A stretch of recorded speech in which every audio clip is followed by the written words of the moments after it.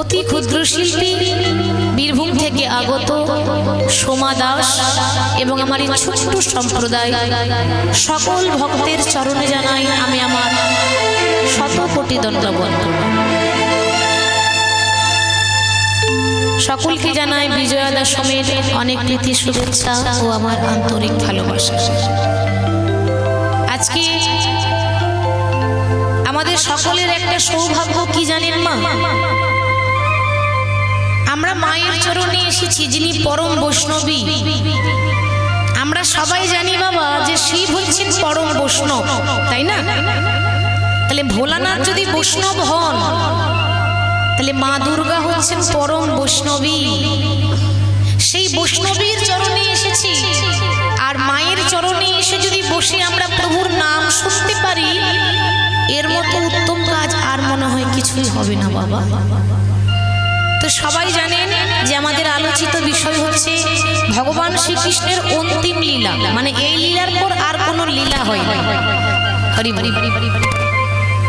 তো অন্তিম লীলা প্রভাস যজ্ঞ।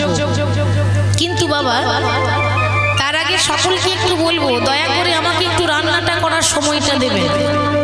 কেন? মা যখন রান্না করে দেখবেন ছোট ছোট ছেলে মেয়েগুলো বলে, ও মা বড্ড ক্ষুধা পেয়েছে, তাড়াতাড়ি খেতে দাও না গো। কি বাবা বলে না, বড্ড ক্ষুধা পেয়েছে, তাড়াতাড়ি খেতে দাও। এখন যদি তাড়াতাড়ি করা হয় তাহলে কি হবে জানেন, রান্নাটা হবে ঠিক কথা কিন্তু সিদ্ধ হবে না, তাই তো? তাড়াতাড়ির মধ্যে রান্নার কেমন হবে, একটু সিদ্ধ হবে না। হরি বল। তার জন্য একটু স্থির হতে হবে, একটু সময় আমাকে দিতে হবে। সময়টা কেন চাইলাম জানেন, বাংলার মাটিতে জন্মগ্রহণ করেছি আমরা বাঙালি, আর বাঙালি হয়েই বাংলার মাটিতে জন্মগ্রহণ করে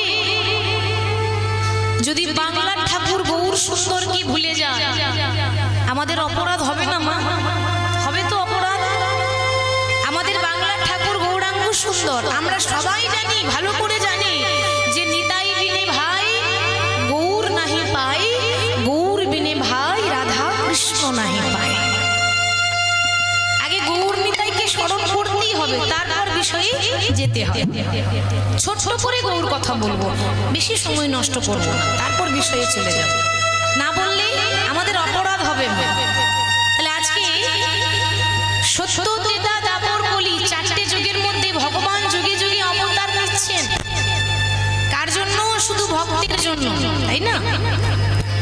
তা কলিযুগে পাবন অবতার শ্রীকৃষ্ণ চৈতন্য মহাপ্রভু শ্রীধাম নবদ্বীপের মাটিতে যখন তার আবির্ভাব হলো, শ্রীধাম নবদ্বীপের মাটিতে যখন গৌর হরি প্রকট হলেন, উঁচা নিচা যত ছিল সবাইকে এক করে গৌর হরি ধুলোর মধ্যে গড়াগড়ি দিয়ে হরি নাম করছে, ধুলোর মধ্যে গড়াগড়ি দিয়ে।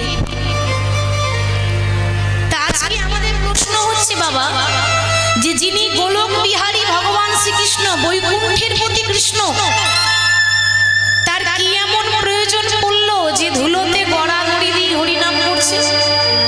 কেন হরিনাম করছে ধুলোতে গড়াগড়ি দিয়ে? যদিও এখানে অনেকে মাটিতে বসে আছেন, ধুলোয় বসে প্রভুর নাম শুনছেন, খুব ভালো লাগছে এটা দেখে, কিন্তু অধিকাংশ এমন জায়গা আছে যেখানে কীর্তন আমরা শুনতে যাই কিন্তু একটা ভালো আসন পেতে, ভালো চট পেতে বসে, ধুলোতে বসে কীর্তন আমরা শুনি না অধিকাংশ জায়গায়। কেন বাবা? ওমা, ধুলোর মধ্যে বসে কীর্তন শুনলে আমাদের দামি কাপড়টা নোংরা হয়ে যাবে না? কি গো, তাই তো? এত কষ্ট করে পুজো জামা কাপড় কিনেছি, দিয়ে ধুলোর মধ্যে বসবো? আহারে, আমরা ভগবানের নাম শুনবো, তা আবার ধুলোর মধ্যে বসতে পারবো না, নোংরা হয়ে যাবে কাপড়। কিন্তু সেই ধুলোতে ভগবান হয়ে গড়াগড়ি দিচ্ছি কেন? কেন জানেন? শুধুমাত্র আপনাদের জন্য, আপনাদের মতো ভক্তের চরণ ধুলো গায়ে মাখবো বলে। ভগবান ভক্তকে বড় ভালোবাসে মা, আমরা তো তাকে ভুলে গেলাম, আমরা তো কৃষ্ণের দাস হতে পারলাম না, আমরা মায়ার দাস, তাই না? ছেলে মেয়ে নাতি নাতনি তাদের জন্য সবাই কাঁদতে পারি, কিন্তু ভগবানের জন্য আমরা কোনোদিনও কাঁদতে পারি না। আমরা মায়ার দাস, আমরা ভগবানের দাস নয়। কিন্তু ভগবান আমাদেরকে এতটাই ভালোবাসেন যে চৈতন্য মহাপ্রভু ব্রাহ্মণের ছেলে হয়ে কোনো জাতপাতের বিচার না করে কি ব্রাহ্মণ কি চণ্ডাল সবাইকে জড়িয়ে ধরে হরি নাম বিলিয়ে দিয়েছেন। আর ভগবান যে কোনোদিন ভক্তদের মধ্যে বিচার করেন না, জাতির যে বিচার করেন না, তার প্রমাণ দিলেন রামায়ণে। একটু ছোট্ট করে বলি, রামায়ণের পাতা খুলে দেখবেন, রামায়ণে ভক্ত শবরীর কথা কে না জানে, তাই না বাবা? শবরী যে জাতিতে ছিল, একটা নিচু জাতের মেয়ে, একটা চণ্ডালিনীর মেয়ে। তো সেই চণ্ডালিনীর মেয়ে শবরী, তার এত দুর্ভাগ্য, মাত্র 5 বছর বয়সে সে নিজের বাবা মাকে হারিয়েছিল। 5 বছর বয়সে বাবা মা যখন তাকে ছেড়ে ইহলোক ছেড়ে পরলোকে গমন করেছে, ছোট্ট শবরী এইটুকু মেয়ে, 5 বছর বয়স, এখনো ভালো করে জ্ঞান হয়নি, বলে উঠল, প্রভু জনিতাই দয়াময়, তুমি আমার কাছ থেকে আমার মাকে কেড়ে নিলে, তুমি আমার কাছ থেকে আমার বাবাকে কেড়ে নিলে, অন্ন নেই, বস্ত্র নেই, মা নেই, বাবা নেই, আশ্রয় নেই, ঠিকানা নেই, আমি এখন যাব কোথায়? কে আমায় আদর করে খাইয়ে দেবে? কে আমায় কোলে বসিয়ে শবরী বলে ডাকবে? আজ তো আমার কেউ নেই। তবে শুনেছি এই পৃথিবীতে যার কেউ নেই তার একজন আছে, তাই না বাবা? যার কেউ নেই তার একজন আছে, আমাদের ভগবান আমাদের সঙ্গে আছে। নিজেকে কোনোদিনও একা ভাববেন না। যদি আপনার পাশে কেউ না থাকে, নিজেকে একা ভাববেন না, সবসময় বুঝবেন ভগবান আমার সঙ্গে আছে। আমি 5 বছর বয়সে মনে মনে প্রতিজ্ঞা করলাম, জীবনে যতদিন বেঁচে থাকবো বৈষ্ণবীর চরণ দুটো জড়িয়ে ধরে কাঁদবো। জীবনে যতদিন বেঁচে থাকবো প্রভু রামচন্দ্রের জন্য অপেক্ষা করব। শুনেছি ভগবানকে দর্শন পেলে মানব জন্ম ধন্য হয়ে যায়। জানি না দেখা পাবো কিনা, কারণ আমি তো একটা চণ্ডালের মেয়ে, আমার জানি না তার প্রভুর দেখা আমার হবেও বা কিনা, কিন্তু আশা আমি ছাড়বো না। আশাতেই তো চাষা খাটে বাবা, তাই না মা? আশা ছাড়লে হবে না। চাষি যখন চাষ করে বড় আশা করে চাষ করে, আমি এত কষ্ট করে চাষ করলাম, প্রভু আমার ফসলটা যেন হয়ে যায়, এই আশা রেখেই ফসল চাষ করে বাবা।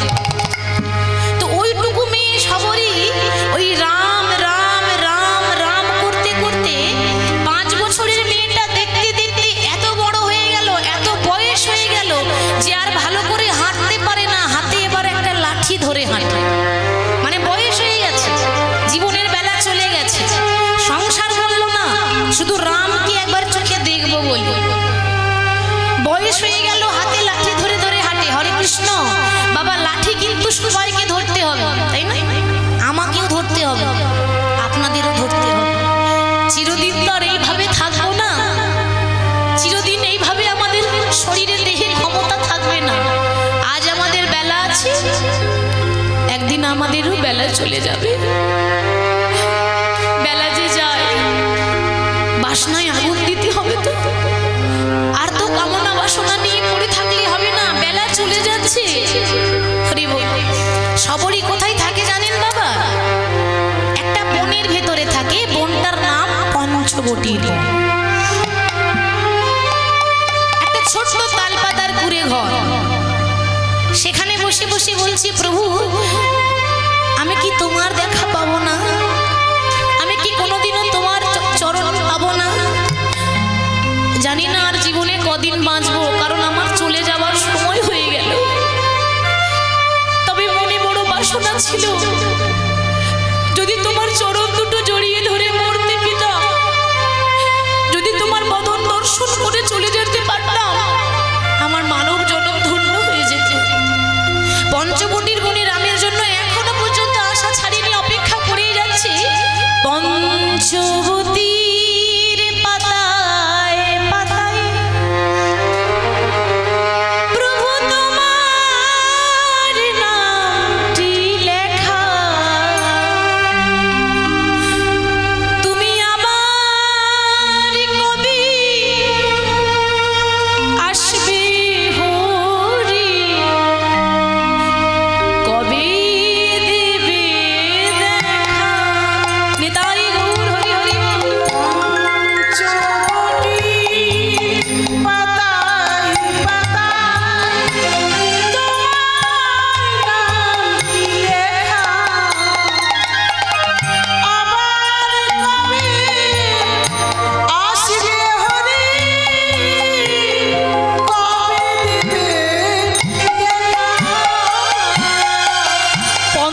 পঞ্চবতীর পাতায় পাতায় তোমার নামটি লেখা।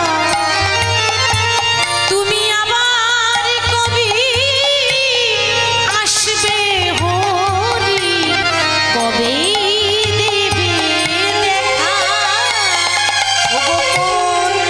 পঞ্চবটির পাতায় পাতায় তোমার নামটি লেখা।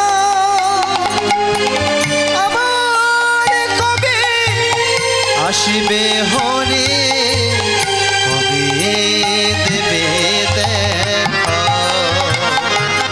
আজ তুমি নাই প্রাণের ঠাকুর, কাঁদি আমার মন। আজ নীরব হই রই দাঁড়ায় পঞ্চবতী বন। আজ তুমি প্রাণের ঠাকুর,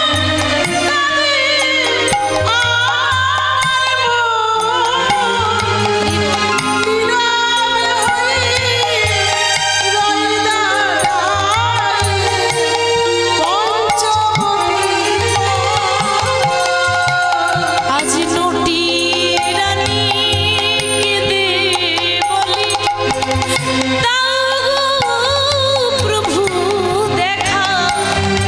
তুমি আমার কবি আসবে হরি, কবে দেবে দেখা।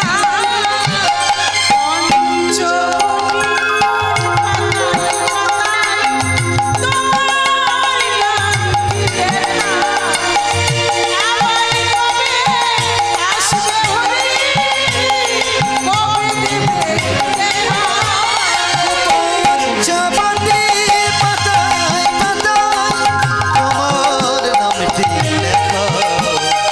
আবার কবে আসবে হরি, কবে দেবে দেখা। বাবা, সবরই যখন রামের জন্য অপেক্ষা করে কাঁদছে না মা, রাম সবরীকে কৃপা করলো কোন দিন জানেন? সারা জীবনে তো কৃপা করলো না, কৃপা করলো কোন দিন? যেদিন রাবণ সীতা হরণ করে নিয়ে চলে গেল। সেই দিন রামচন্দ্র হা সীতা করে বনে বনে ঘুরে বেড়াচ্ছে, খুঁজছে। হরে কৃষ্ণ। আচ্ছা বাবা, আপনারা তো ভক্ত, আপনারা ভগবানকে ভালোবাসেন, আপনারাই বিচার করে বলুন দেখি, ভগবান রাম কি জানতো না মা যে সীতা কোথায় আছে? জানতো তো? ভগবান সে জানবে না যে আমার সীতা কোথায়? জানে। কিন্তু রাম জেনে শুনে সীতাকে চারিদিকে ঘুরছে, সীতা সীতা। না না না, আরে সীতাকে খোঁজ করার তো একটা ছলনা। সবাই ভাবছে রাম সীতাকে খুঁজছে, কিন্তু ওটা ছলনা মাত্র। আসল কথা হলো ওই সবরীকে কৃপা করব বলে রাম জেনে শুনে পঞ্চবটির বনে ঢুকেছে। সীতার খোঁজে নয়, ওই সবরীকে দেখা দেওয়ার জন্য রাম বনে ঢুকেছে। আজকে ভগবানকে দেখা মাত্র সবরই আনন্দে আত্মহারা। কেন জানেন বাবা?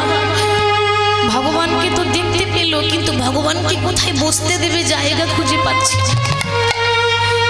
একটা তাল পাতার কুড়ে ঘর, ভালো করে নিজের থাকার জায়গা হয় না। ওইটুকু একটা মাটির তাল পাতার কুড়ে ঘরে ভগবানকে বসতে দেওয়ার মতো ঘরে একটা সিংহাসন পর্যন্ত নেই। সিংহাসন তো অনেক দূরের কথা, একটা আসনও নেই যে ভগবানকে আসন পেতে বসতে দেবে। কি করেছে জানেন? যে কাপড়টা পরেছিল এই কাপড়টার 100 জায়গায় ছেঁড়া, ধুলো বালি নোংরা ময়লা লেগে আছে। কিন্তু মাগো, কাপড়ের মধ্যে ধুলো থাকতে পারে, মনের মধ্যে ধুলো ছিল না। কাপড়ের মধ্যে ময়লা থাকতে পারে, মনের মধ্যে ময়লা ছিল না। আর ভগবান বললেন যার মন ঠিক নেই তার কিছুই ঠিক নেই। হরি বল। তো ছেঁড়া কাপড়টা করে মাটির বারান্দার ধুলোগুলো পরিষ্কার করে দিয়ে মাটিতেই বসতে দিয়েছে, আসন তো আর নেই।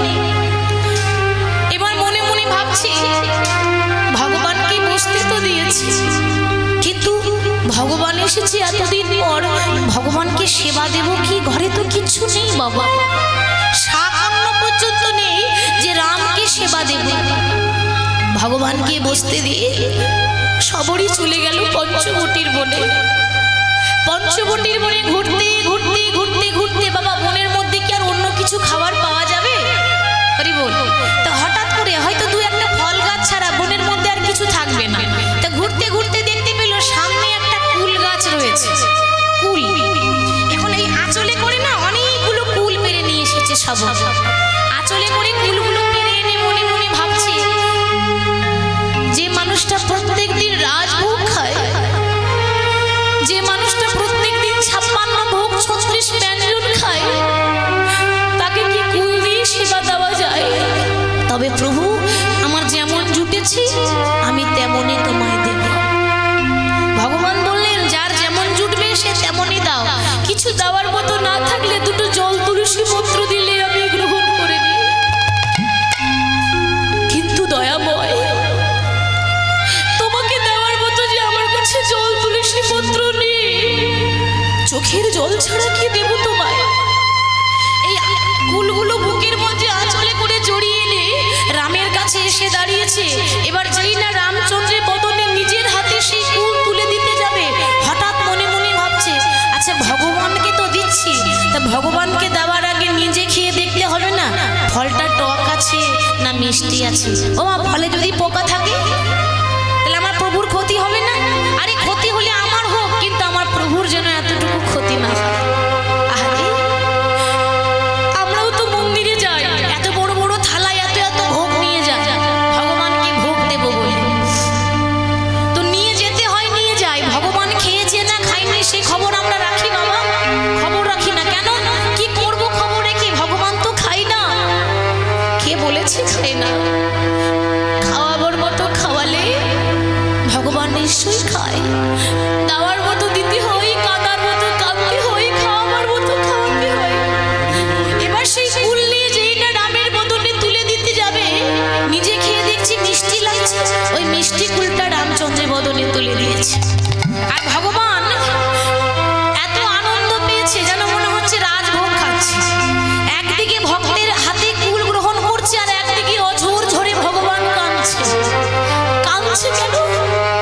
মনে মনে ভাবছে এই জগতে আমার অনেক ভক্ত আছে,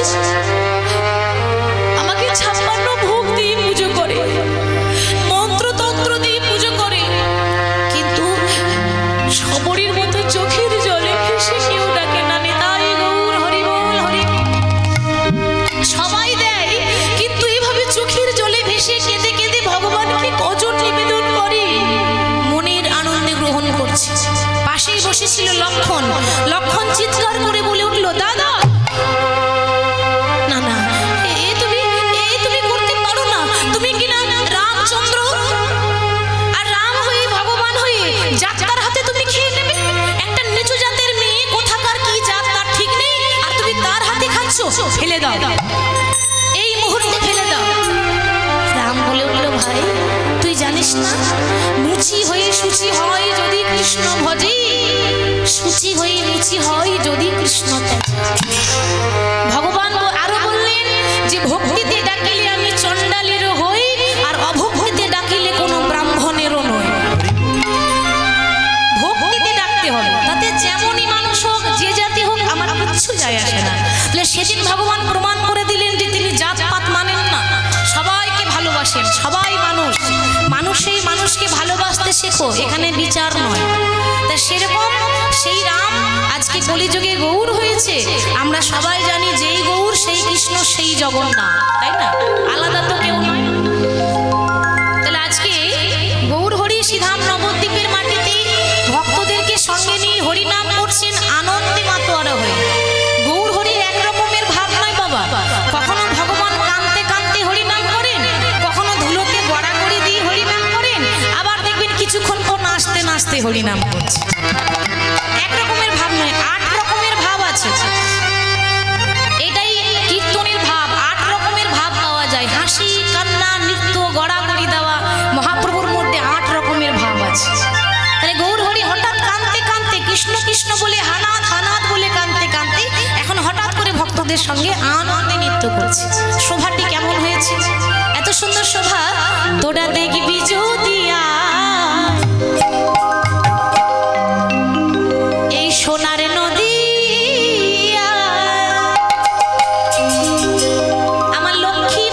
দিয়েছি। মায়েরা একটু উলুধ্বনি দেওয়া যাবে মা? বাহ বাহ বাহ, খুব সুন্দর। একটু লক্ষ্মী সোনার মতো একটু উলুধ্বনি করে দেন তো একসঙ্গে। খুব ভালো হয়েছে।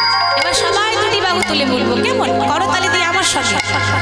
দেখবি যদি তোরা, দেখবি যদি তোরা, দেখবি যদি আয় এই সোনার নদী আয়, সচি মাতার দুলালিয়া নেচে নেচে যায়। তোরা দেখবি যদি আয়, সোনার নদী আয়, সচি মাতার দুলালিয়া নেচে নেচে যায়। তোরা দেখবি যদি আয়, সোনার নদী আয়, সচি মাতার দুলালিয়া নেচে নেচে যায়। তোরা দেখবি যদি আয় এই সোনার নদী আয়, সচি মাতার দুলালিয়া নেচে নেচে যায়।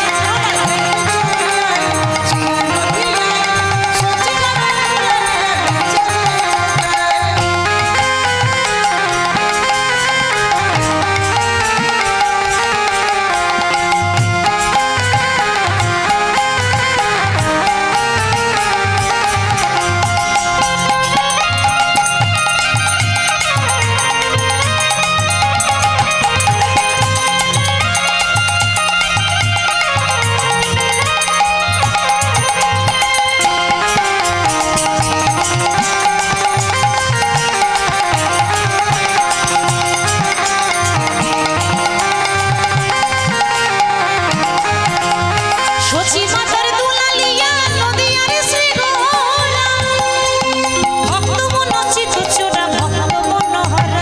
সচি মাতার দুলালিয়া নদী আর শ্রীগোরা, ভক্ত মনোচিত চোরা ভক্ত মনোহরা। আস্তে আস্তে। সত্যি খুব ভালো লাগছে আপনাদের এখানে এত সুন্দর পরিবেশ, এত সুন্দর ভক্তের সমাগম, আমার তো খুব ভালো লাগছে।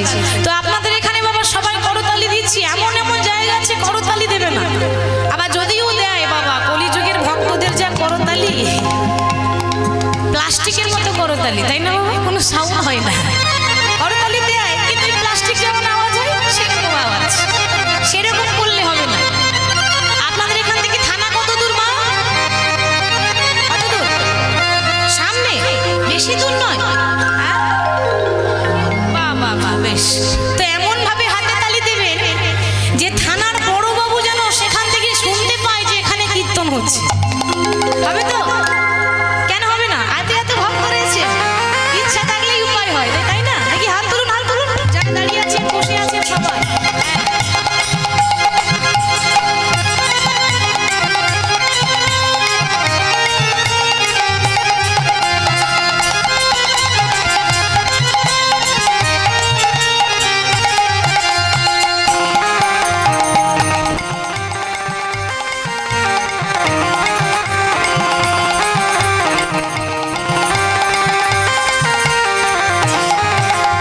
সচি মাতার দুলালিয়া নদী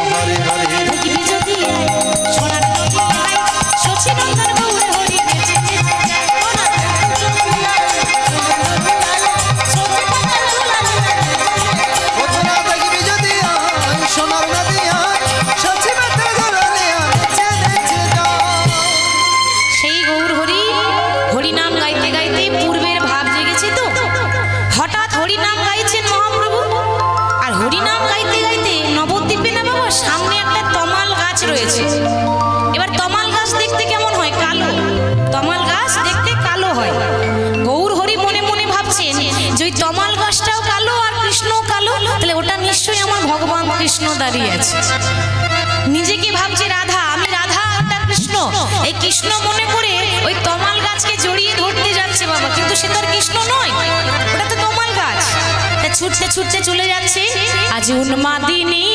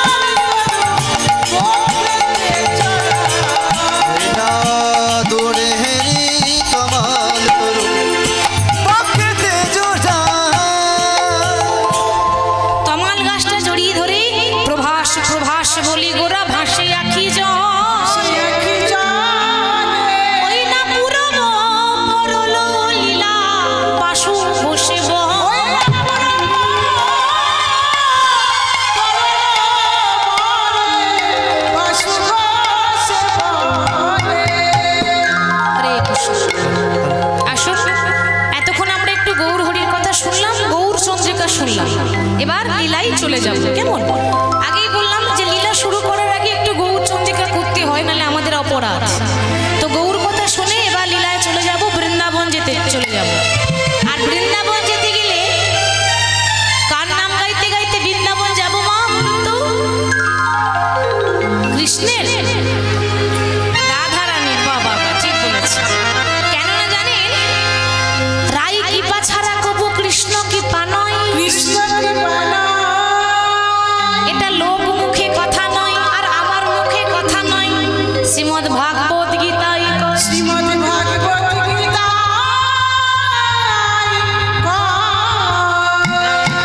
এটা রাই কৃপা ছাড়া কবু কৃষ্ণ কৃপা নয়। এটা লোকের মুখে আমার মুখের কথা নয়, এটা ভাগবত গীতায়। একটু রাধা নাম করে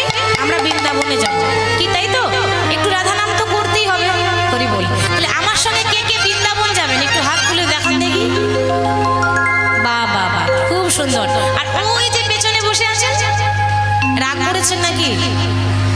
তাহলে হাত তুলছেন না কেন? হাত তুলুন দেখি বাবা, পেছনে যারা আছেন একেবারে পেছনে। বাবা না, সবার মুখগুলো দেখতে পাচ্ছি না তো, আর মুখ না দেখতে পেলে বেশ ভালো লাগে না কি বাবা, তাই না? ভক্তদের মুখ যদি দেখতে না পাই তাহলে আমি কার দিকে তাকিয়ে থাকবো? এবার অনেকটা অন্ধকার হচ্ছে, তো যাক মুখ দেখতে না বা পেলাম, দয়া করে হাতগুলো একটু দেখিয়ে দেবেন যে আমরা আছি। মা চিন্তা করো না, আমরা আছি, এই উপস্থিতটা একটু দিয়ে দেবেন, তাহলে আমার একটু সাহসটা বাড়বে। তাহলে সকলে বৃন্দাবন যাব। রাধা রানী কি জয়, বৃন্দাবন ধাম কি জয়, বাঁকে বিহারী লাল কি জয়, সকল ভক্ত বৃন্দ কি জয়, হরিমাসর কমিটি কি জয়, যারা যারা ঘুমাচ্ছেন তাদের কি তাদেরও জয়। ওই দেখেছেন, আপনারাই বললেন কিন্তু যারা ঘুমাচ্ছেন তাদের জয়। আসলে দেখলাম মনটা কোথায় আছে। হরি হরি বল। আসলে দোষটা আপনাদের নয় তো, এই যারা ভগবানের নামে ডুবে যায় না তাদের এইরকম দশাই হয়। ভালো হলেও জয়, মন্দ হলেও জয়, তাই বাবা, এটাই হয়।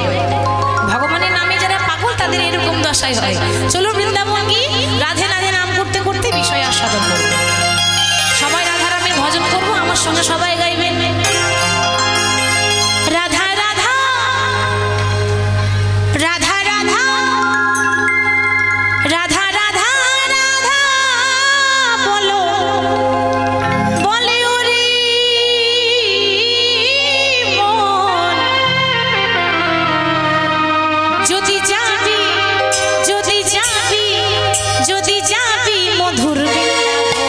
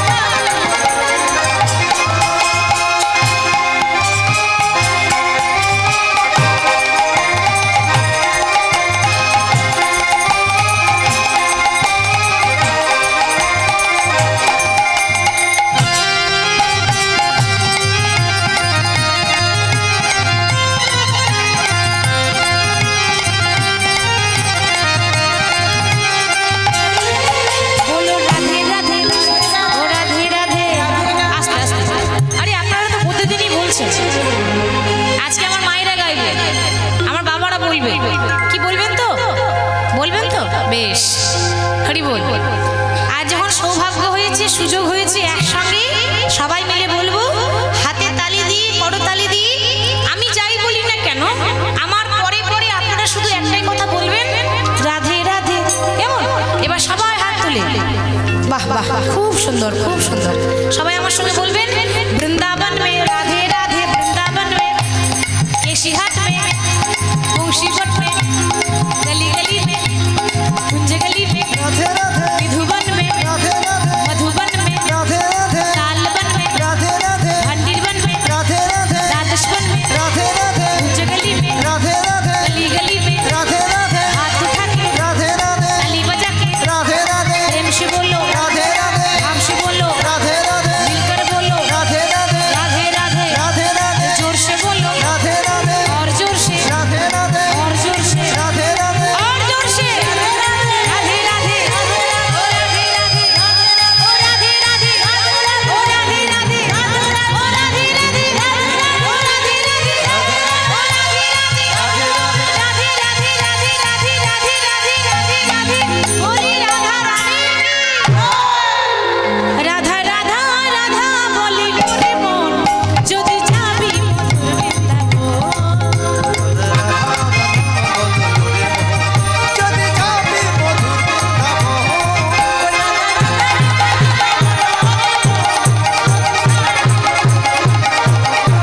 ও যদি যাবি যদি যাবি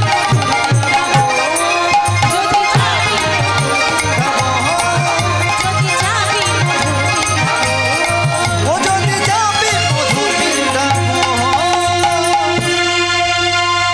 এখন এখানেই থাক, বাকিটা শেষে হবে। কেমন? কেন জানেন বাবা, হাজমোলা তো খাবারের শেষেই দেয়, আগে তো আর দেয় না, তাই তো? তা হাজমোলা খেতে গেলে শেষ পর্যন্ত বসতে হবে, তবেই হাজমোলা পাওয়া যাবে। হরি বল। তাহলে আজকে রাধার নাম করতে করতে বৃন্দাবনে প্রবেশ করলাম। বৃন্দাবনেই আছি, কেন জানেন? যেখানে হয় নাম সংকীর্তন, সেটাই হয় মধুর বৃন্দাবন। তাহলেও একটা বিষয়ে প্রবেশ করতে গেলে একটু রাধা নাম করতে হয়, তাই আমরা গাইলাম। এটা ভক্তদের জন্যই গাওয়া হয়, আনন্দের জন্য।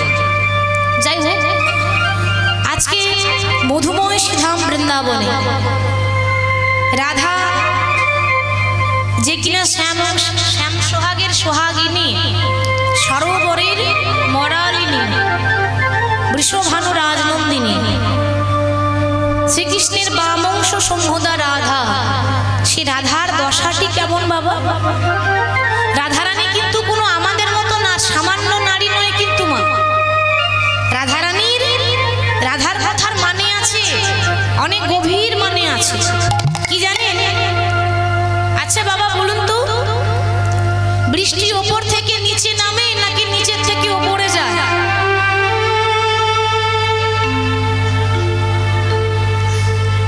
ওপর থেকে নিচে নামে, নিচের থেকে তো ওপরে যায় না। যেদিন নিচের থেকে ওপরে চলে যাবে, সেদিন আপনি বুঝতে পেরে যাবেন রাধার কথার মানে কি। এটা খুব ভেতরের কথা, এটা একমাত্র বাবারা জানবেন, ভক্তরা জানবেন, আদার্স কেউ বুঝতে পারবেন না কথাটা কি বললাম। কথাটার মানে আছে, খুব ভেতরের মানে আছে। বলছি, ঊর্ধ্ব হতে নিম্নগামী যার নাম ধারা, ঊর্ধ্ব হতে নিম্নগামী যার নাম ধারা, নিম্ন হতে ঊর্ধ্বগামী তারই নাম রাধা। আমরা যদি সেটাকে ধারণ করতে পারি, ব্রহ্মতালুতে ধরতে পারি, সেই রাধার মতো ভক্ত হবে। পুরুষ প্রকৃতি তাহে হইল রাধা রাধা, বিচারিয়া কর্ণমণি নাম রাখিলেন রাধা। খুব কঠিন তত্ত্ব রাধারানীর কথার মানে। তো সেই রাধার আজকে দশাটি কেমন? কৃষ্ণ তো নেই, চলে গেছে কোথায়? প্রথমে মথুরা গেছে, মথুরা থেকে এখন কৃষ্ণ আছে কোথায়? গুজরাটে। গুজরাটে দ্বারকার মন্দিরে কৃষ্ণ রাজা হয়েছে, দ্বারকার রাজা। সেখানে ভগবান বসে আছেন। আজ 100টা বছর হয়ে গেল, কৃষ্ণ বৃন্দাবনের দিকে ঘুরেও তাকায়নি বাবা। এবার কৃষ্ণ যে কেন ছেড়ে গেল, এটাও কারণ আছে, আমি একটু পরেই বলবো। তা আজকে বৃন্দাবনে রাধারানীর দশাটি কেমন? একেবারে দশম দশা, শেষ দশা। বৃন্দাবনে যে ধুলোগুলো আছে, সেই ধুলোগুলোকে রাধারানী ধুলোর মধ্যে গড়াগড়ি দিয়ে ধুলাগুলো এক জায়গায় টেনে এনে ধুলার মধ্যে কৃষ্ণ, কৃষ্ণের মূর্তি অঙ্কন করছেন, আর গড়াগড়ি দিয়ে রাধারানী কাঁদছেন। কৃষ্ণ যে সেদিন রাধারানী যে কাপড়টা পরেছিলেন এখনো পর্যন্ত সেই কাপড়টাই পরে আছে। বিশ্বাস করতে পারবেন? কাপড়টা ছিঁড়ে গেল, নোংরা হয়ে গেল, ময়লা হয়ে গেল, সে ছেঁড়া ধুলো বালি মাখা কাপড়টা রাধারানী পরে আছে। কারণ রাধারানী মনে মনে ভাবে যে কৃষ্ণই আমার বসন, কৃষ্ণই আমার ভূষণ। কাজ কি ভূষণে সখী, কাজ কি ভূষণে, আমার শ্যাম যা করে শ্যামের তরে আমার শ্যামই তাহা জানে। শ্যামের জন্যই আমার সাজ, শ্যামের জন্যই আমার পোশাক।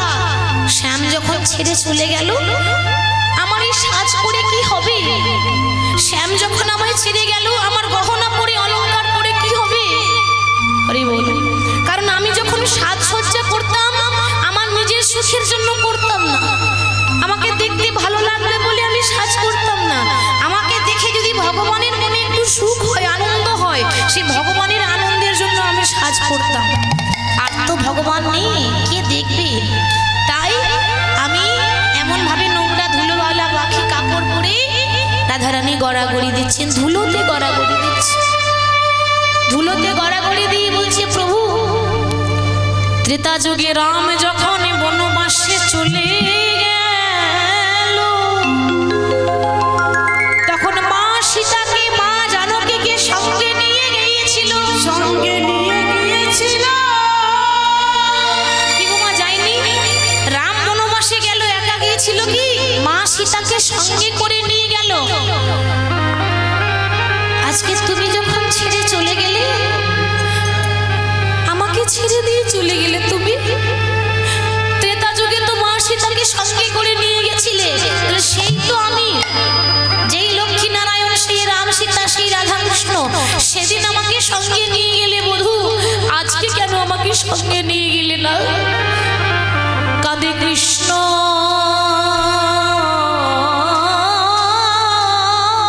বলে,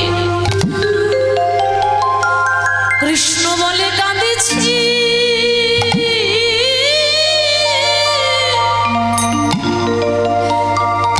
ওগো কাঁদেছে ধ্বনি।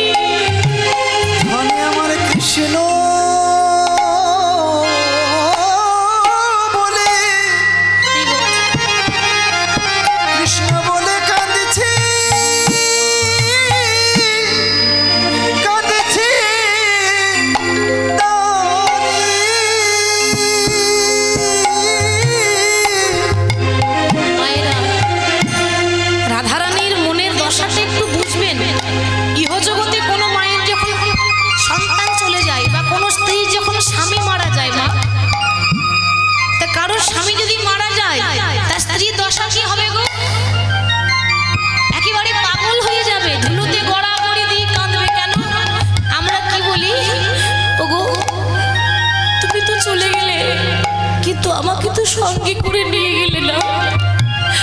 যখন তুমি আমাকে বিবাহ করে নিয়ে এসেছিলে সেদিন তুমি আমায় বলেছিলে যে যতদিন বাঁচবো একসঙ্গে বাঁচবো, প্রতি জনম জনম আমরা একসঙ্গে থাকবো। আজকে তুমি যখন গেলে আমাকে তো সঙ্গে নিয়ে যেতে পারতে, আমাকে তুমি কার জন্য রেখে গেলে? কি গো এভাবে কাঁদি না?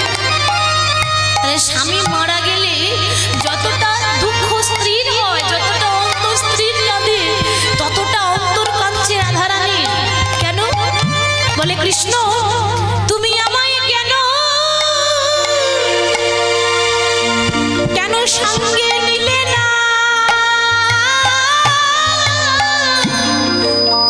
ওগো নিলে না বধূ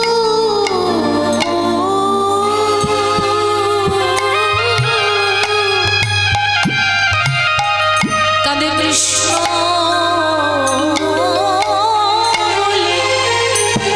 কৃষ্ণ বলে কাঁদেছি ধ্বনি আমায় কেন সঙ্গে কেন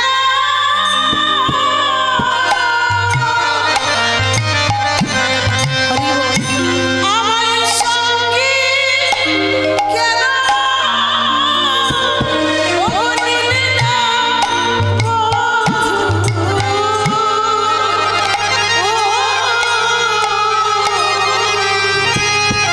আজ কৃষ্ণ বলে কাঁদছে ধ্বনি বধূ হে বধূ আমিও তোমার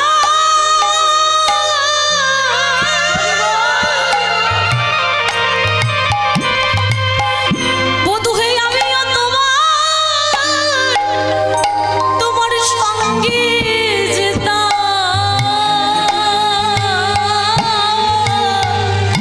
কাঁদে কৃষ্ণ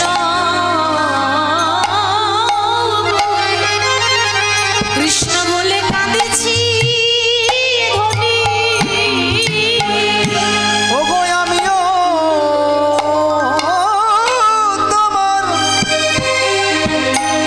তোমার সঙ্গে যেতাম কৃষ্ণ বলে কাঁদছে ধ্বনি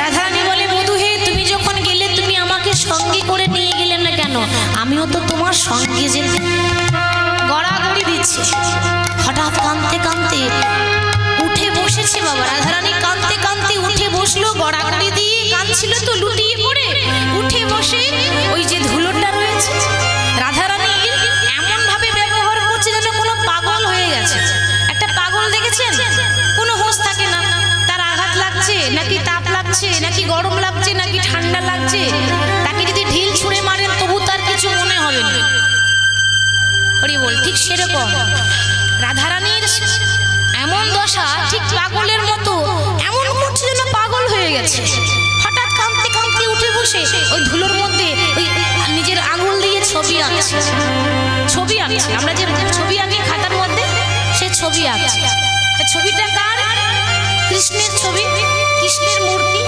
তা মূর্তিটা যখন আঁকছে বাবা চরণ থেকেও আঁকলো না আর বদন থেকেও আঁকলো না এঁকেছে কোমর থেকে কোটি দেশ থেকে যখন ছবিটা আঁকছে না ললিতা বলে রাধে গো ওগো রাধে গো সখিরে আমার কি মনে হয় জানিস আমার কি মনে হয় জানি ওরে তুই যখনই আকাশ শিখেছিস আকাশ দিকে চেয়েছিলি আমার মনে হয় গুরু ধরে আকাশ শিখতে পারিস না আকাশ শিখতে পারিস না। সখী আমার মনে হয় তুই যখন আকাশ শিখেছিলিস তো গুরু ধরে আঁকতে শিখিস কেন রে ওরে গুরু ধরে যদি আঁকা শিখলিস তাহলে জানতিস ছবি আঁকতে গেলে হয় এই বদন থেকে মানে মুখ থেকে আঁকতে হবে না নিচের থেকে শুরু করতে হবে ছবি আঁকার সিস্টেম আছে নিয়ম আছে তাহলে তুই বদন থেকে আঁকলি না চরণ থেকে আঁকলি না কোমর থেকে আঁকছিস আগে কোমরটা কেউ আঁকে ছবির মধ্যে এটা আবার কেমন শিখেছিস রে রাধারানী আঁকছে বাবা কেমন ভাবে আজ আঁকি আগে কোটি রাধা পরাইলো ধুতি কত যতনে সখী রে সে কোটি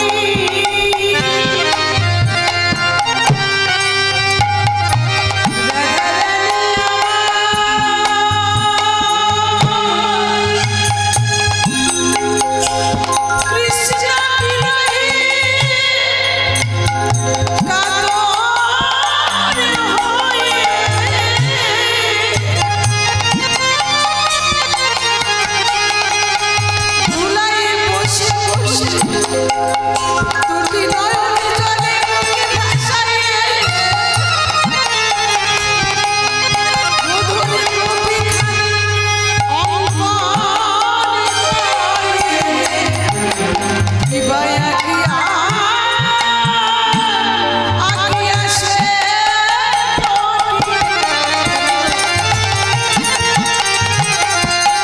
তাই পড়াইল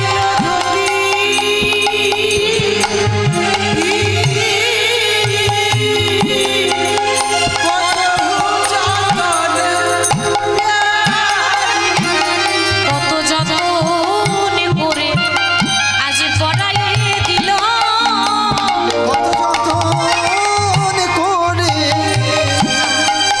পড়াইয়ে দিল। কত যতনে পড়াইয়ে দিল। বলি শ্যাম নাগরীর করিতে ধুতি যতন করে রাই পড়াইয়ে দিল।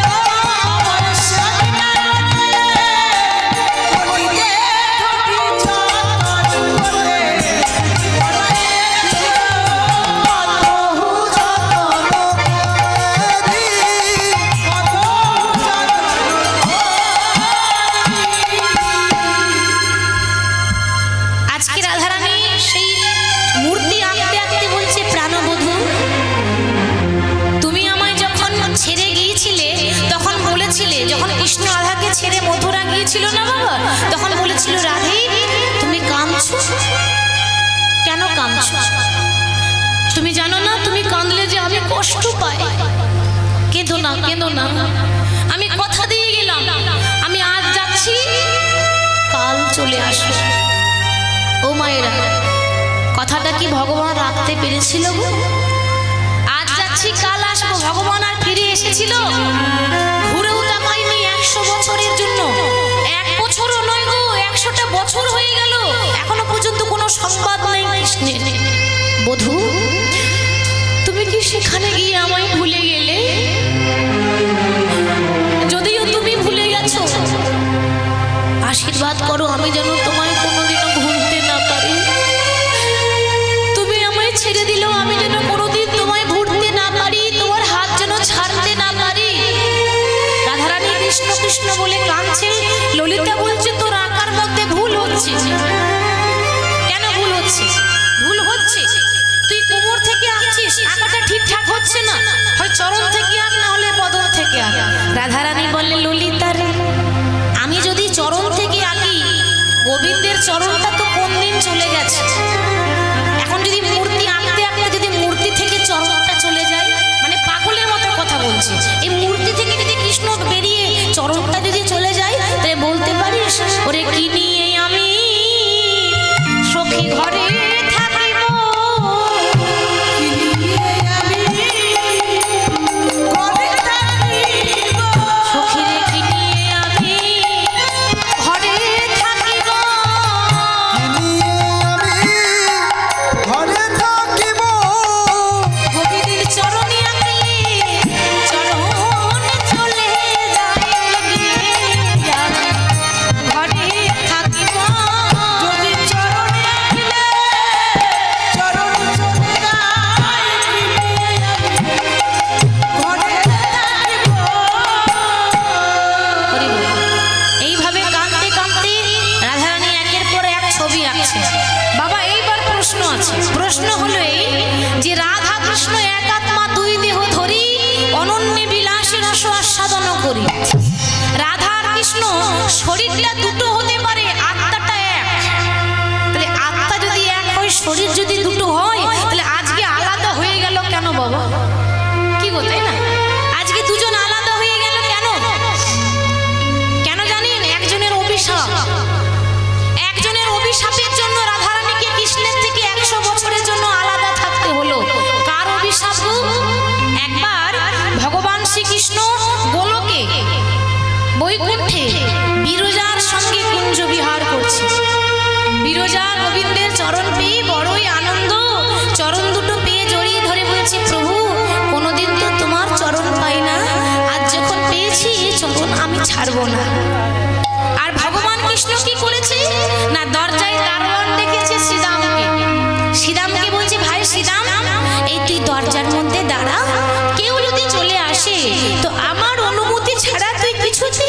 ছেড়ে দিস না ভাই। শ্রীরাম বলছে কানাই, ওরে তোর রাধারানী যদি আসে, না না তবুও যেন ছেড়ে দিস না, কারণ আমার ভক্ত আমার সেবা করছে, আমি চাই না ভক্ত ভগবানের মাঝখানে কেউ বাধা হয়ে আসুক। ঠিক আছে, তাই হবে। দরজায় দারোয়ান হয়ে শ্রীরাম দাঁড়িয়ে রইল, আর এদিকে ওই বিরজা গোবিন্দের রাঙা চরণ দুটো জড়িয়ে ধরে বলছে, গিরিধারী লাল আর কত কাল তুমি আড়ালে আড়ালে রবে, তুমি আড়ালে আড়ালে রবে।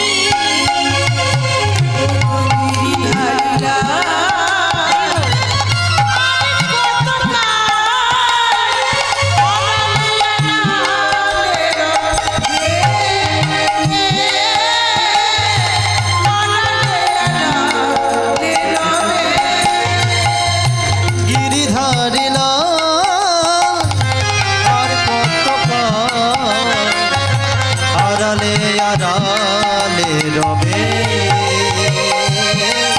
তুমি আড়ালে আড়ালে রবে। প্রভু দেখা যদি নাই দেবে ওগো নিরুদয়, তবে কেন আশা দিয়ে ধরালে হৃদয়। যদি নাই দেবে ও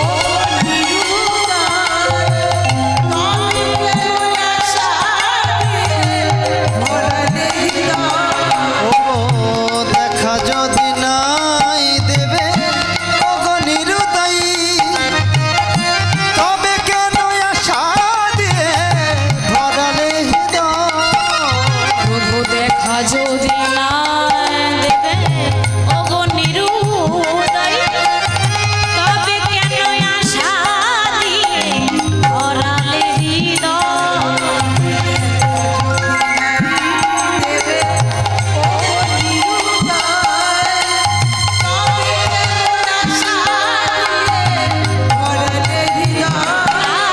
আরে অন্তরে আমার আকুল ব্যথা,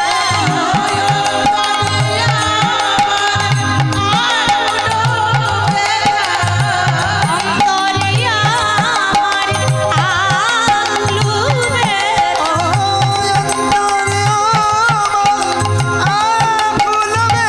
ব্যথা। প্রভু দর্শন দিবি কবি গিরিধারী লাল, তুমি আড়ালে আড়ালে রবি,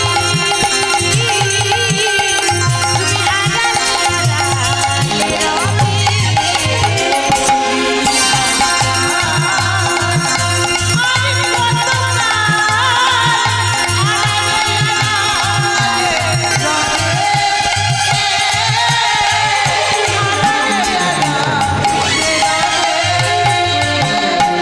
বিরজা গোবিন্দের রাঙা চরণ দুটো ঝরে ওই চরণ সেবা করছে। হঠাৎ এই সংবাদটা পেয়ে গেলেন শ্রীমতী রাধারানী, আর সংবাদ পাওয়া মাত্রই রাধারানী কি করলেন, ছুটতে ছুটতে এসে একেবারে শ্রীরামের কাছে এসে দাঁড়িয়ে বলতে, শ্রীরাম ও তুই দাঁড়িয়ে আছিস দরজার দারোয়ান হয়ে, দরজা ছেড়ে দে বলছি। শ্রীরাম বলে উঠল, রাধে কিছু মনে করো না রায়, কৃষ্ণের অনুমতি ছাড়া আমি যে দরজা ছেড়ে দিতে পারবো না। বলছিস তুই জানিস না আমি প্রেমময়ী রায় ধনী, শ্যাম সোহাগের সোহাগিনী, আর তুই আমাকে বাধা দিচ্ছিস? তুই জানিস না আমি কে, নাকি তোকে নতুন করে জানাতে হবে? আমি তোকে আদেশ দিচ্ছি তুই দরজাটা ছেড়ে দে বলছি। শ্রীরাম সঙ্গে সঙ্গে বলে উঠল, রাধে গো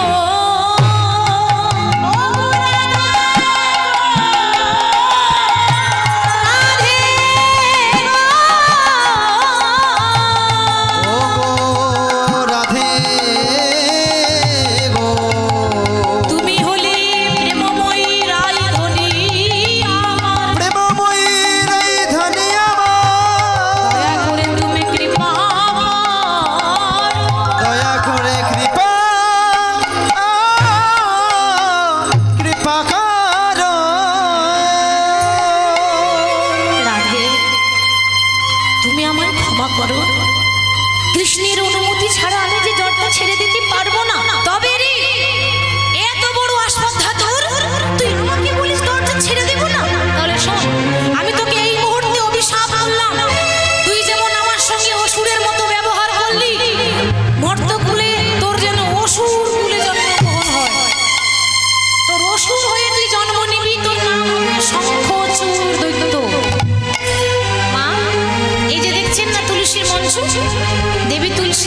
যাকে আপনারা পূজা করেন, আমরা পূজা করি, তুলসীর তলায় জল ঢালি।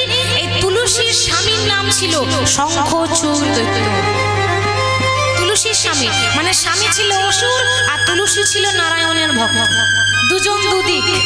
তা হলো সতী তুলসী। হরি বল। তাহলে বাবা যখন অভিশাপ দিল যে তোর অসুর কুলে জন্ম হবে, শ্রীরাম বললে রাধে তুমি ঠিক করলে না রাধে, এতে আমার তো দোষ নেই, কৃষ্ণের আদেশ পালন করলাম, কৃষ্ণ বলেছে আমার অনুমতি ছাড়া কাউকে দরজা ছেড়ে দিস না, তাহলে আমি কি করে ছেড়ে দিই বলো? আর তুমি না জেনে শুনে এইভাবে আমায় অভিশাপ দিয়ে দিলে। বেশ, তুমি শ্যাম সোহাগের সোহাগিনী বলে তোমার বড় অহংকার, তাই না?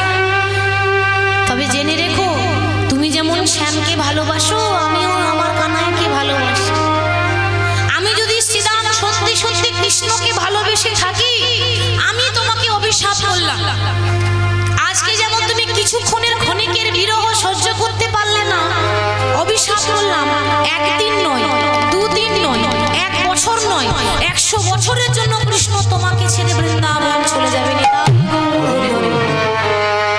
শুধু তাই নয় রাধে, ছেলে ভুল করলে মা ক্ষমা করে দেয়, ছেলে মেয়েরা ভুল করলে মা বাবা ক্ষমা করে দেয়। কেন? ছোট তো বাবা, ভুল তো হতেই পারে। আমি ছোট, আমার যদি ভুল হয়েও যায় আপনারা নিশ্চয়ই আমাকে ক্ষমা করে দেবেন, হতেই পারে ভুল। কিন্তু তুমি ভুলটা ক্ষমা করলে না, আমি তোমাকে এই অভিশাপও দিলাম, তুমি কোনোদিন মা হতে পারবে না, এই জগতে কেউ তোমাকে মা বলে ডাকবে না। রাধারানী কোনোদিন মা হতে পারেননি, আর রাধারানীকে কেউ মা বলেও ডাকে না, তাই না বাবা? কেউ রাধা মা বলে? কেউ বলে না, রাধা মা বলে না। অভিশাপ, ভক্তের মতো ভক্ত হলে ভক্তের অভিশাপ ভগবানকে লাগে বাবা। এবার ভগবান শ্রীকৃষ্ণ ভেতরে আছেন, রাধারানী যখন দেখছে শ্রীরাম দরজা ছেড়ে দিচ্ছে না, জোর করে দরজা ঠেলে দিয়ে ভেতরে রাধারানী প্রবেশ করছে। ভগবান ভয়ে থরথর করে কাঁপছে, সর্বনাশ কি হবে এবার? কেন ভয় করছে জানেন? সে একটা নারী জাতি। এবার নারী তো যদি দেখতে পায় যে আমার প্রাণবধূ অন্য কোনো নারীর সঙ্গে আছে, তাহলেই সন্দেহ। কি গো মাতে, এত তো বুঝবে না, সে নারী মনের মধ্যে একটা সন্দেহ হয়ে যাবে, কি ব্যাপার, তা দরজায় দারোয়ান রেখে কি করছে, এরকম একটা ভাবতে পারে। কিন্তু সবাই তো আর ভক্তের ভাব বুঝবে না। তো গোবিন্দ ওই বিরজাকে বলছে, বিরজা তুমি একটা কাজ করো, আমরা যখন এই ধরা পড়েই যাচ্ছি, ওই তাড়াতাড়ির মধ্যে কি আর করা যায় বলো? তুমি না নদী হয়ে, জল হয়ে ওই দরজার ফাঁক দিয়ে প্রবাহিত হয়ে চলে যাও, আর আমি সেই জলে সাপ হয়ে ভাসতে ভাসতে চলে যাব। তুমি জল হবে, আমি সাপ হবো, রাধারানী টেরও পাবে না, রাধারানী বুঝতেই পারবে না। হরি বল। কার কাছে ফাঁকি দিচ্ছে গো? আচ্ছা আপনারাই বলুন তো বাবা, ভগবান বেশি চালাক নাকি ভক্তরা বেশি চালাক? ভক্তরা বেশি চালাক। ঠিক ঠিক ঠিক, একদম একদম ঠিক বলেছেন। ভগবান তো চালাক, তার থেকে ভক্তরা বেশি চালাক। কেন জানেন? শাস্ত্রে বলছে কৃষ্ণ নাম হরি নাম বড়ই মধুর গো, আর যে জন শ্রীকৃষ্ণ ভজে সে বড় চতুর। কৃষ্ণ নাম হরি শিব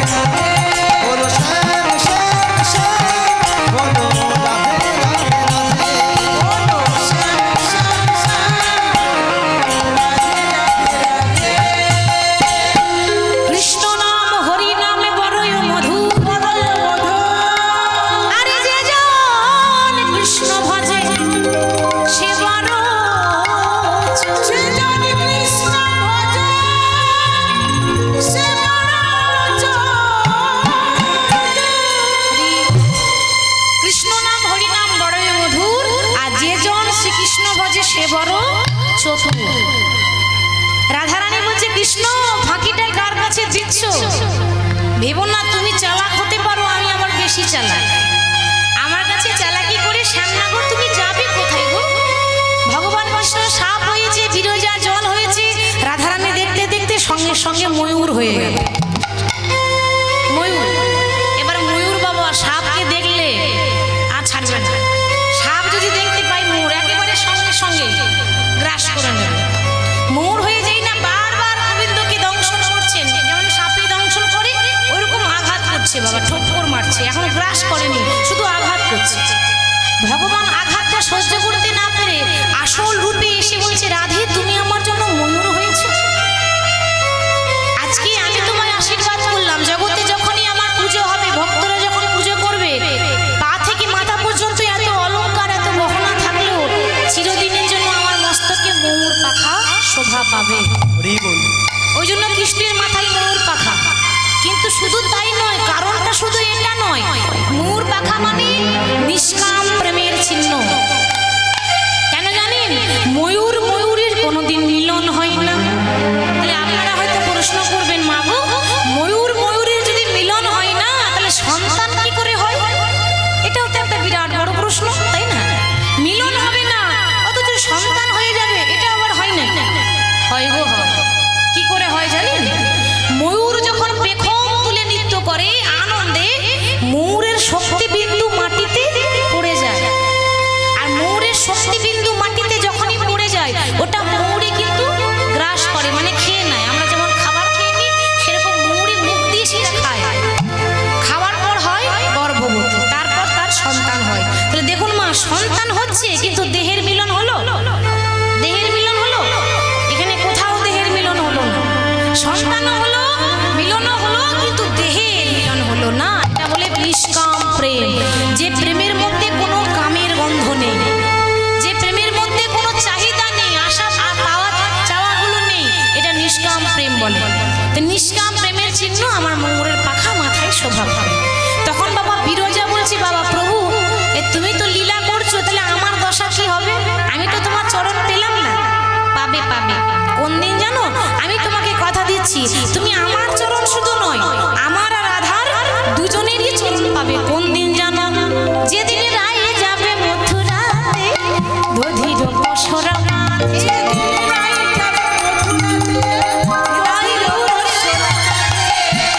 যাবে মথুরাতে, দধির পসরা মাঝে।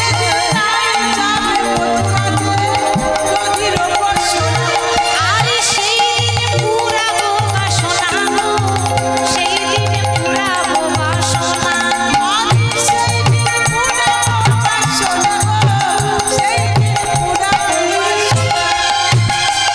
আমি সেদিন ইচ্ছা পূর্ণ হবে, সেদিন ইচ্ছা পূর্ণ হবে। তোমার সেদিন ইচ্ছা পূর্ণ হবে। যেদিন রায়ে যাবে মথুরাতে, সেদিন ইচ্ছা পূর্ণ হবে। রায়ে যাবে মথুরাতে, সেদিন ইচ্ছা পূর্ণ হবে। সেই দিন পুরাবো বাসনা, সেই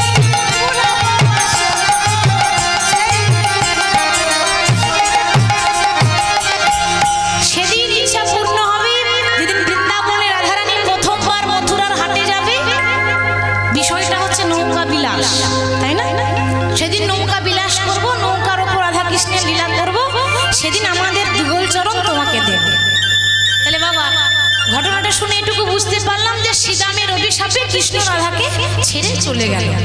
যাই হোক, আজকে সেই জন্য রাধারানী কাঁদছেন, অভিশাপে, একজনের অভিশাপে। তো মূর্তি আঁকতে আঁকতে এবার কোমরটা আঁকার পরেই গোবিন্দের হাত দুটো আঁকছে। কেমন ভাবে? বাহু দুটি আঁকি, আজ ছলো ছলো আঁকি,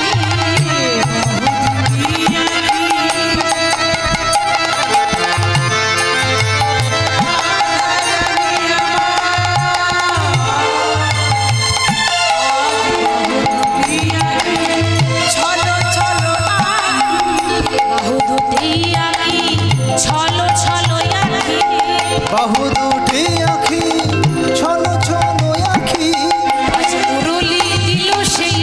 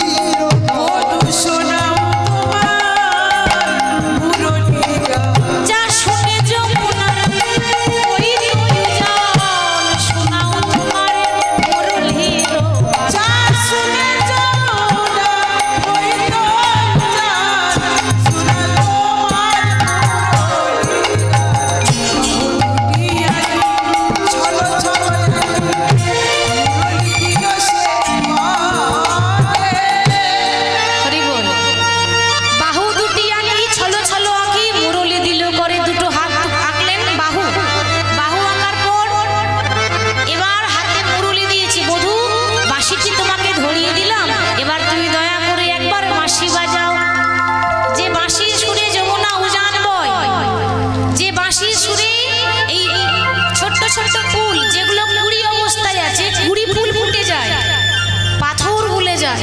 কি বাবা, পাথরও তো গলে যায় নাকি? ভগবানের নামে পাথর গলে না? কি গো, গলে তো? পাথরও গলেছিল, কিন্তু পাষাণী অহল্যা রামের চরণ পেয়ে গলেনি বাবা। হরি বল। পাষাণী অহল্যার কথা কে না জানে? আমার বলার আগেও আপনারা সবাই জানেন যে অহল্যা যে পাষাণ হয়েছিল, কি জন্য হয়েছিল? গৌতম মুনি আর অহল্যা এই দুজন স্বামী স্ত্রী প্রতিদিন ছোট্ট ঝুপড়িতে বসে প্রভুর আরাধনা করতেন, প্রভুর নাম করতেন, প্রভুর নাম করতেন। এবার গৌতম মুনির একটা শিষ্য, অনেক শিষ্য আছে, তার মধ্যে প্রধান শিষ্য হচ্ছেন দেবরাজ ইন্দ্র। এই দেবরাজ ইন্দ্র কিন্তু ওই অহল্যাকে দেখে খুব পছন্দ হয়েছে। সম্পর্কে অহল্যা হচ্ছে গুরুমা। কি গো মা, গুরুদেব যদি বাবা হয়, বাবার সমান হয়, তা গুরুদেবের স্ত্রী কে হবে? গুরুমা। তাহলে গুরু মায়ের প্রতি লোভ দিয়েছে বাবা, কত বড় অপরাধ! আর কোনো নারী পেল না, শেষকালে নিজের গুরুমাকে পাওয়ার লোভ, গুরুমাকে পেতে চায়। তাহলে কি করে পাবো বাবা? গুরু বাবা যদি ঘরে থাকে তাহলে আমার ইচ্ছা পূর্ণ হবে না। তাহলে আমাকে গুরুমাকে পেতে গেলে আগে পথের কাঁটা সরাতে হবে। কি বলেন? ইন্দ্র ভাবছে আমার গুরুদেব হচ্ছে পথের কাঁটা, আমার গুরুকে মাঝখান থেকে সরাতে হবে, তবে আমি আমার গুরুমাকে পাবো। এবার এই গৌতম মুনি না প্রত্যেক দিন ভোর 4টার সময় স্নান করতে যেত। তা আপনারা বলবেন মাগো, ওই ভোর 4টে বেজে গেছে, জানতো কি করে? আগেকার ঘড়ি ছিল না। কি গো মা, আগে সেই যুগে ঘড়ি ছিল? সত্য যুগ ত্রেতা যুগে ঘড়ি ছিল না। তাহলে কি করে সময় দেখতো? ভোরবেলা হয়ে গেছে তার প্রমাণ ওই যে রাম পাখির দল। রাম পাখি জানেন তো? তখনও ছিল, আজও আছে, তাই না? রাম পাখি, ওই রাম পাখি যেই না ভোরবেলায় ডাক দিত না, সবাই বুঝে নিত ভোরবেলা হয়ে গেছে, রাম পাখি ডাক দিয়েছে। তাহলে এখন এই দেবরাজ ইন্দ্র স্বর্গ থেকে নেমে এসে রাম পাখি দলকে বলছে, ওরে ও রাম পাখির দল, তোরা প্রত্যেক দিন 4টের সময় ডাকিস, আজ আমি তোদের আদেশ করছি, আজকে 4টের সময় না ডেকে রাত 12টার সময় ডাকবি, আর যদি না ডাকিস সবকটাকে প্রাণে মেরে ফেলবি। ভয়ে থরথর করছে বাবা, যাব বাবা, আমি যদি রাত 12টায় না ডাকি তা আমরা মরবো। তা কি করেছে? ওই ইন্দ্রের ভয়ে প্রত্যেক দিন ভোরবেলায় ডাকি তো বাবা, আজ রাত 12টায় ডেকে দিয়েছে।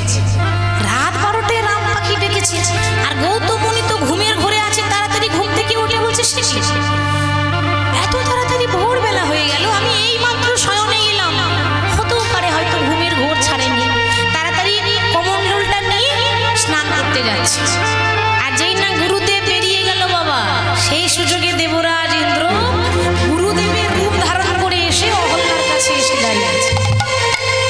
কত বড় পা! গুরুদেবের রূপ নিয়েছে, আর কারো রূপ পায়নি। গুরুদেবের রূপ নিয়ে এসে বলছে, অহল্যা, ও অহল্যা, দরজাটা খোলো। অহল্যা যেই না দরজাটা খুলেছে, স্বামী তুমি তো এক্ষুনি গেলে স্নান করতে, আবার এত তাড়াতাড়ি ফিরে চলে এলে?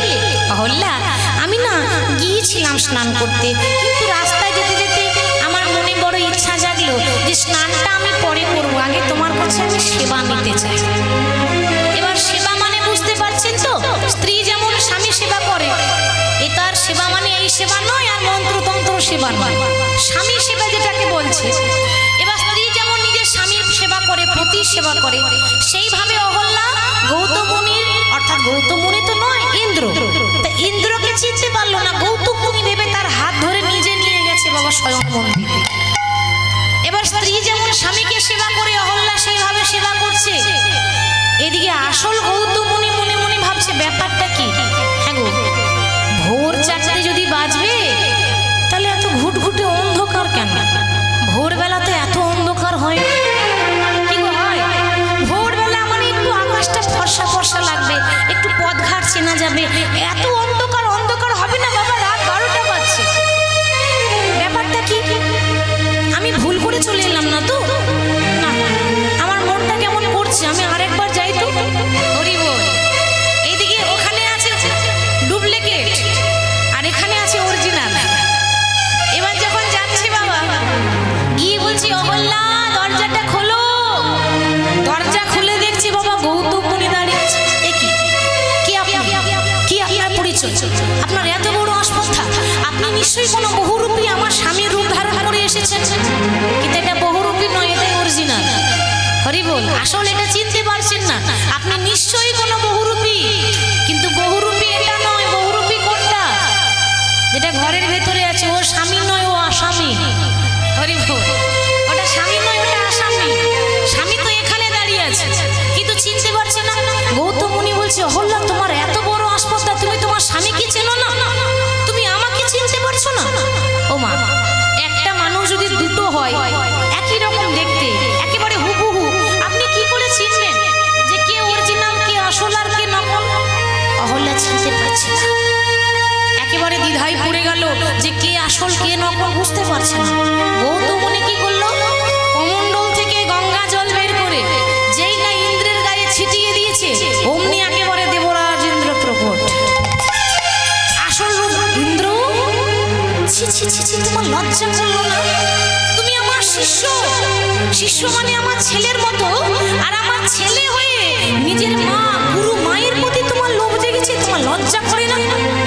তোমার বড় শখ হয়েছে তাই না আমার স্ত্রীকে পাওয়ার জন্য? তোমার বড় ইচ্ছা হয়েছে গুরু মাকে পাওয়ার জন্য? আমি তোমার গুরুদেব হয়ে তোমাকে অভিশাপ করলাম যে জনির জন্য লালায়িত হয়ে তুমি এত বড় পাপ করতে এলে। আমি তোমাকে অভিশাপ করলাম তোমার সর্ব অঙ্গে যেন জনি চিহ্ন হয়ে যায়। নিতাই গৌর হরি বল। খুব অভিশাপটা খুব খারাপ, ভীষণ খারাপ অভিশাপ দিয়েছে বাবা। পা থেকে মাথা পর্যন্ত জনি চিহ্ন হয়ে যায়। এত মানে কি বলবো, এমন অভিশাপ যে লজ্জাতে মুখ দেখানো যাচ্ছে না, গায়ে চাদর ঢাকা নিয়ে ঘুরছে। কেন দেখানো যাচ্ছে না? তো সর্ব অঙ্গে ওই জনি চিহ্ন হয়ে গেছে। ছি ছি ছি ছি, এমন পাপ করেছে যে সর্ব অঙ্গে জনি চিহ্ন, ওই বনে বনে জঙ্গলে জঙ্গলে ঘুরছে, কাউকে মুখ দেখাতে পারছে না। আর এদিকে অহল্যা কি বলছি, অহল্যা পাপটা শুধু আমার শিষ্য করেনি, পাপটা তুমিও করেছো। কেন? আমি কি পাপ করলাম স্বামী? আমি কি করে চিনবো যে কে আসল আর কে নকল? কেন চিনবে না? আমার জায়গায় অন্য কেউ এসে তোমাকে স্পর্শ করবে আর তুমি বুঝতে পারবে না। মনে রেখো, ভগবান একটা নারীর মধ্যে একটা শক্তি দিয়েছে। এ শক্তি প্রত্যেকটা নারীর মধ্যে আছে মা। নিজের স্বামীর স্পর্শ, স্বামীর ছোঁয়া আর অন্য কারো ছোঁয়া অনেক তফাৎ, অনেক তফাৎ। আমরা স্পর্শ করলে বুঝতে পারি এটা আমার স্বামীর স্পর্শ নয়। তোমার মধ্যে স্পর্শ ক্ষমতা নেই, অনুভব ক্ষমতা নেই। আমার জায়গায় অন্য কেউ এসে তোমাকে স্পর্শ করে দিল আর তুমি বুঝতে পারলে না যে ওটা আমি না অন্য কেউ, তুমিও পাপ করেছো। আমি তোমাকে অভিশাপ দিলাম, তোমার যখন মনটা এত শক্ত হয়ে গেছে, অনুভব শক্তিটা চলে গেছে, তুমি পাষাণ হয়ে জন্মগ্রহণ করো, পাথর হয়ে যাবে তুমি। অহল্যা দেখতে দেখতে পাথর হয়ে গেল। কিন্তু বাবা, পাথর হলে কি হবে গো? ওই যে ইন্দ্রের সঙ্গে যে মিলন হয়েছিল, তার তো একটা ফল আছে। নারী পুরুষের মিলন যেমন সন্তান হয়, তার ফল হয়, সেরকম অহল্যা পাথর হয়ে গেল, কিন্তু তাহলে ফল কোথায় যাবে? কিছুদিন পর পাথর ফেটে একটা গাছ বেরিয়ে এলো, যার নাম হচ্ছে শেওড়া গাছ। শেওড়া গাছ জানেন কখন দেয় বলুন তো? বৈশাখ মাসে। জানেন না? জানেন না?